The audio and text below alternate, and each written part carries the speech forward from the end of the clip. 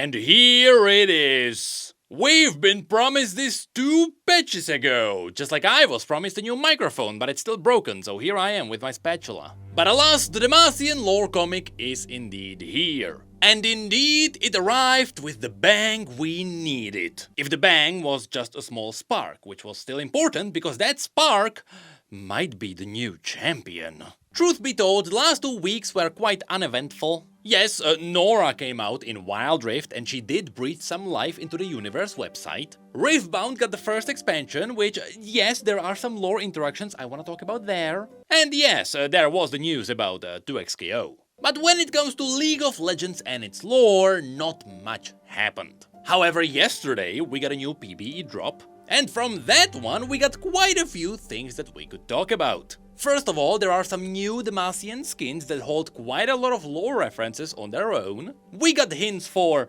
voice comms arriving in League. But most importantly for today, we finally also got the For the Fallen motion comic. And so, without further ado, let's dive into it. Now, the first thing we have to mention is that while this comic popped up all around the internet, that is simply because people got resourceful. In truth, the comic is not available just yet, though it might be up tomorrow or somewhere within the week. However, because PBE dropped, people were able to get the links to it, and that's how we can see it now. Again, in case you didn't know, the comics and the minigames don't actually play in the client. Instead, it all plays in a browser, which is displayed in the client. So once you get a link to the comic, you can just play it in your own browser on your own. And so, what I'm trying to say is that all hail Skin Spotlights, because now we're able to see it. And so, this comic picks up right where the cinematic ended. Specifically, we are talking about the part with Garen. And it even gives us a summary of what exactly happened in that scene. While training in the eastern borderlands, a detachment of the elite Dauntless Vanguard encountered a rogue band of Noxian mercenaries. The mage's surprise attack took the lives of all but one brave soldier, Garen Crownguard. In return, as a display of Demacian justice, Garen let only one of the Noxians escape alive. But his duty did not end there. He now seeks out the families of the fallen brothers in arms, hoping to offer them some small comfort.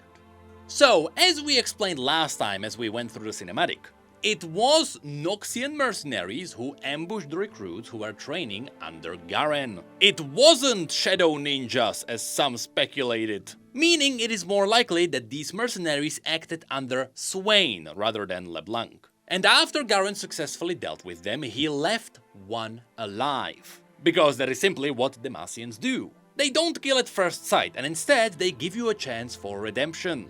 I mean, that is literally how Xin Zhao joined Demacia when he was forced to fight for Noxus. And as we'll see in this comic, the fact that he left one alive will be brought up. So, the comic actually starts in Brook Hollow. Now, where have we seen Brook Hollow? Well, in the minigame, of course. See, it is all tied together, although nothing really that important happened in Brook Hollow. Yet. Now, the comic even makes sure to name the inn where all of this takes place. It is called Raptor's Rest. I hope to see it in the MMO. And it is right there where we got a massive teaser. Now, we need full context, and so we'll actually come back to this at the end. But the innkeeper mentioned that no one goes into the woods and comes back. At least not the same as they were. After which, the stranger stands up and leaves. And this, right there, is it. I might be just crazy enough to believe it. But as you'll see, there is a massively good chance this is our next champion. Now, based on the glasses, you can see that visually it fits within the range of Vayne. They have the same cloak, and so it is likely that they might be a ranger. And of course we know that a department of the rangers are the demon hunters, which is whom this likely is. Also, because as you can see they are taller than Garen, it is likely not Vayne.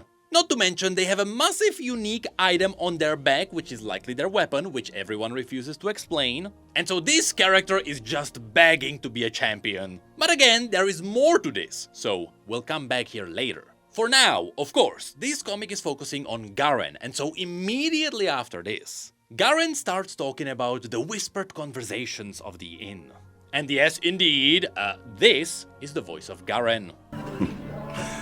Welcome distraction from the task at hand. It did catch me off guard because at first listen it sounds different. But by the end of this comic, yes, it actually fits him pretty well. And so, in the next part, he explains the burden of surviving while his entire squad got eliminated. In fact, it was now his duty to let the families of the fallen know that they fell in combat. And here, as you can see, Garen is traveling around with his full camping equipment, which means he's actually traveling around the entire region to deliver these messages. And eventually, he ended up here, in front of an old man with his last remaining son. Here Garen explained that the blade that was given to the soldiers of the Dauntless Vanguard is now being passed to the families as a token of gratitude and protection. After which we can see the boy clutching the petrified steel dagger that belonged to his brother. And here, before we move on, I really wanna point out one thing. This comic is likely one of my favorite ones for one simple reason. The emotions of this comic are great, that is carried by the voice acting, but even better than that, the soundtrack is stellar. Just listen to this.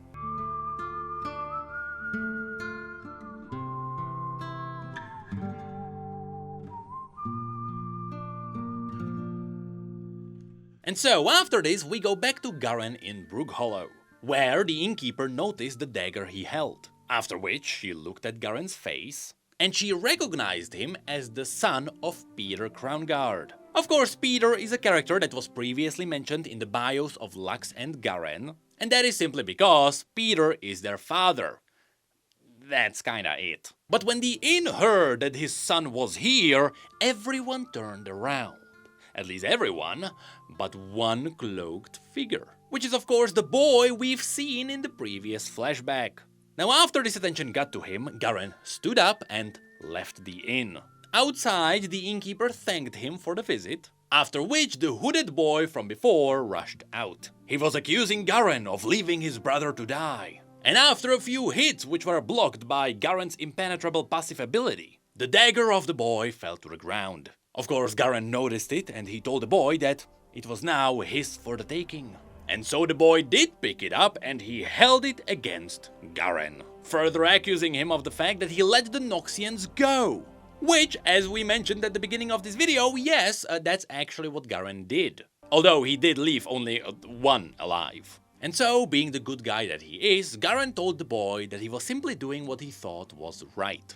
And if striking him down would have brought the boy peace, then he was ready to do it. But the boy did not. Instead, he fell to his knees and cried. So Garen tried to comfort him, telling him that he would have traded his life with his brothers in an instant. There was a pause, after which the boy wondered how could he keep going. And Garen confirmed it wouldn't be easy. They can't blindly follow honor and justice. They simply have to do what they think is right. And with that, the comic ends. So, nothing really important happened here, right? Yeah, right. So let's now go back to the beginning. Did you notice how this comic introduced an entirely new, unique character and then completely ignored it? They made sure to frame them so you can see them and then they completely pivoted away from them? Well, that, my friends, is something called a setup. Yes, it is now time we bring up the tinfoil hats. You see, without this scene at the very beginning, yes, this comic wouldn't actually do much. But because this first scene is what it is, it now gives a really cool reason for the comic to exist. The very first line we hear is, "No one that goes into those woods comes back. At least not the same as they were."